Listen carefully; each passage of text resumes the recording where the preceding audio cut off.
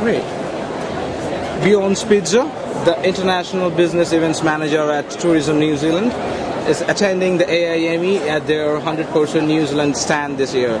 And this is the second day of AIME, and traveling through the world, had the opportunity to have this candid conversation with Mr. Spreitzer, where he unfolds the innovative plans and success stories of Tourism New Zealand and its recent business events promotion. Right? Hello, Mr. Spreitzer. How do you feel being in Melbourne at AIME this year? Look, it's a fantastic show for us. One of the many international shows we attend, but obviously with it being in Australia, just across the Tasman, it's one of our most important shows. And what I keep hearing from our partners at the stand, it's been a pretty good show, very successful, and some good business coming our way. So it's great to be here. Right. New Zealand has this popularity of leisure travelers, right? And this international business events team is relatively a new agenda for Tourism New Zealand. Can you brief us about your primary functions? Yeah, look, like you said, for leisure travel, New Zealand's always been a fantastic destination, and we're world renowned with our 100% Pure New Zealand campaign around the world.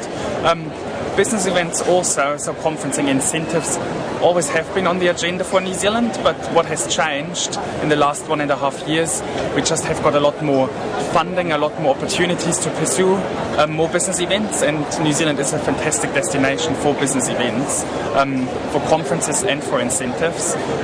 So what we currently have got, we've got a new team of 14 people around the world at Tourism New Zealand. We've got staff based in Singapore, in Los Angeles, in Beijing, in Sydney, and obviously in New Zealand, and also a staff member based in India working for us on business events. And really what that's allowed us to do is, on top of positioning New Zealand as a leisure destination, we really are now able to put it on the map as a credible business events destination as well. All right. In the New Zealand government, in the budget of New Zealand government 2013 and 14, they've allocated quite a lump sum amount for business travel industry, right? So could you just tell us some of your success stories that can assert the investment? Yeah, absolutely. I mean, it's in business events, the beautiful thing is we can quite easily keep track of our successes. When I look around what conferences we've been bidding for at the moment, we've got a really good amount, 35 conferences as a result this year in the pipeline that we can get across the line to New Zealand. We've seen some good converted incentive business come down to New Zealand as a result of our activity, and obviously on a more general area, it's nice to see advertising, particularly for business events, in the market now as well. Right. Recently, Tourism New Zealand hosted a workshop to train professionals and upcoming people in business travel industry. So recently, are you planning to do one again? Like, who were the speakers and how was the workshop?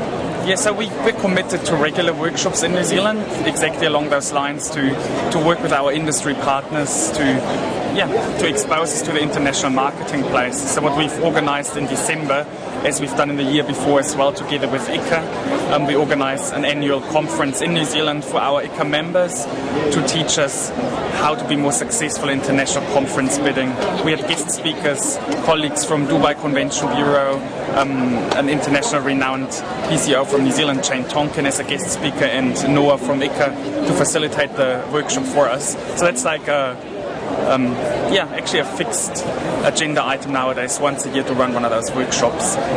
We'll look at a similar concept next year again, just to have those regular touch points in New Zealand. You know, China is basically driving the business travel market right now. So it's like the leader in terms of leisure traveling, in terms of tourism expenditures and a lot of stuff. So how is New Zealand facing this Chinese travelers boom? I mean, there's a lot of traveling from China. Look, from our side, we've got like a basket of markets that are really important to us. So yes, China is a really important market for us. We've got some really good success stories out of that market. We've got some great relationships in the market, but we also see fantastic business from Australia, from our European partners, from North America, from India. Exactly. So China's one of the markets. It's a growth market for us, and we're seeing some really, really good results. How do we get ready for it? From a promotional perspective, we had some really good testimonies testimonials in market. We had a high-profile wedding about 1.5 years ago. One of the celebrities of China, Yao Qin, famous actress, got married in Queenstown. So we do a lot of promotional activity in China, but on the other side as well, there's a lot of initiatives underway in New Zealand to make sure the product delivers to the Chinese customers' needs. So you'll see workshops around the country upskilling our products to have certain foods available, and you'll see that in a lot of hotels nowadays that the breakfast has got a real strong focus on our Chinese visitors, to have Chinese-speaking staff in place. So there's a lot of product development going on as well. Right. 100% pure New Zealand is the tagline for New Zealand tourism stuffs. It offers a huge range of leisure and tourism activities in terms of adventure tourism and stuffs. Could you state 3 primary incentives that corporate travelers can enjoy in New Zealand? Look, for business events, we also use our tagline 100% pure New Zealand, but it's naturally beyond convention. So what are the 3 key drivers for New Zealand? It'll be number 1, we have got breathtaking landscapes, so that's the backdrop for all of our incentive activities, and it's something New Zealand is renowned for in the world. Secondly, it's the variety that we can pack into an incentive itinerary, where at other destinations they might have to stay in one place. In New Zealand, within 90 minutes on plane, you can combine fantastic city of Auckland, combine it with Maori cultural experience, some adventure activities in Rotorua, and then combine it with a flight down to Queenstown, where you've got the majestic Southern Alps. So it's that proximity of the experiences that are quite different to any other in the world. And the third one, New Zealand's got like a service style that's unique to New Zealand. It's sort of, we describe it as the New Zealand Kiwi can-do attitude. You'll come with a request and the New Zealand people will go out of their way to deliver to that. Quite unique to New Zealand, and that makes it a real worthwhile experience coming to New Zealand. All right. To wrap it up, would it be right to say that Tourism New Zealand is keeping up with the pace of technological advancements that's coming up in the travel industry? The digital transparency, the social media marketing, the digital marketing might be social apps, then we have iPhone apps, Android apps, stuff like Look, I'll make it wider than Tourism New Zealand. Like overall, you'll find New Zealand's a country that's highly adapted to any of the digital trends. Usually New Zealand's one of the highest adapters for mobile applications, etc. Anyway, so it's a country where the digital area really has arrived. From a promotional perspective for a company like Tourism New Zealand, we have got, for example, relaunched a New Zealand app for leisure travelers about a year ago, so that's in the marketplace nowadays. We're pretty active on all our social media channels, the usual ones, Facebook, Weibo in China.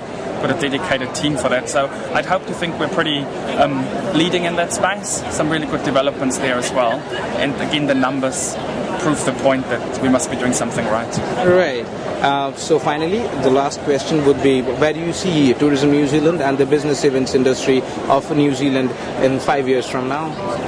It's a good question, and I won't make any predictions, but overall it's a really positive time for business events in New Zealand. We've got increased resources to do more international marketing to put us on the map for business events, but we also got new infrastructure coming our way, so we will get new convention centres in Auckland, in Christchurch, and possibly Queenstown as well. So there's more promotional activity, more infrastructure. It's a good positive story, and hopefully we'll get the results in 5 years' time. All right. Thank you, Mr. Spreitzer. It was lovely talking to you, and I hope Tourism New Zealand does well and business events grow in New Zealand as well. Thank Pleasure. you. No worries.